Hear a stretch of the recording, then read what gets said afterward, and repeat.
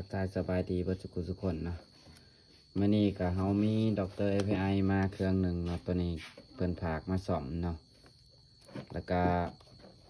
เบิ่งสายไฟนี่มันจะขาดได้บ่นี่เห็นบ่นี่สายไฟขาดเบิดเลย เป็นยังเฮาคือ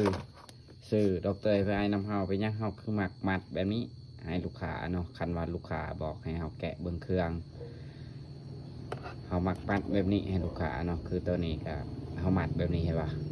มัดกับตัวนี้ก็มัดเองนี่มัดบ่ให้มันตีงนะตัวนี้แล้วก็ตัวนี้คือกันเฮาจะมัดแบบนี้ตามที่เฮาเคยใส่มาหลายปีเนาะ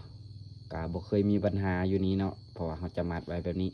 เวลาเฮาถอดเฮาก็จับอยู่นี่เนาะเฮาถอดสมมติว่าปักมันจะอยู่แบบนี้เห็นป่ะเฮาก็จะเสียบแบบนี้จับแบบนี้นะเสียบเข้านี่เห็นป่ะนี่เสียบเข้านี่เวลาเขาถอดเขาก็จะมาจับอยู่นี่เขาบอดึงบางคนนะคันว่าคือเป็นแบบนี้เนาะจะจับอยู่สายมันดึงมันจะขาดคือแบบนี้ใช่ปะขาดไปเลยนี่ขาดจอดมันยุมมันยีเลยมันกะบอสามารถที่จะอยู่ได้คักปันไดเนาะคันว่าเขาไปเกี่ยวไว้นี่คือเขาเห็ดนะเกี่ยวไว้นี่จะทนกว่าเนาะคือตัวนี้อาการก็คือเสื่อมต่อบ่ได้เนาะดร API หน่วยนี้เสื่อมต่อบ่ได้เสื่อมต่อข้อมูลบ่ได้นะเสื่อมต่อแบบลดรุ่นหันรุ่นนี้จะเข้าเบิ่งข้อมูลบ่ได้เนาะตัวนี้คือเพิ่นผากมาสอบตัวนี้เอาฝากกดไลค์กดแชร์ในเด้อฝากในโพสต์นำเพราะว่าไอ้น้องสางบางคนเนาะที่ว่าได้ดร API แล้วยังบ่ฮู้วิธีที่จะรักษาเนาะคือตัวนี้เขาจะมาแชร์เทคนิคที่ว่าเฮา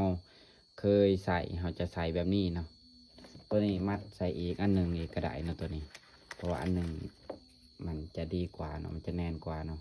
เดี๋ยวจะมามัดใส่อีกอันหนึ่งอีกนี่แน่นๆแบบนี้เลยเนาะ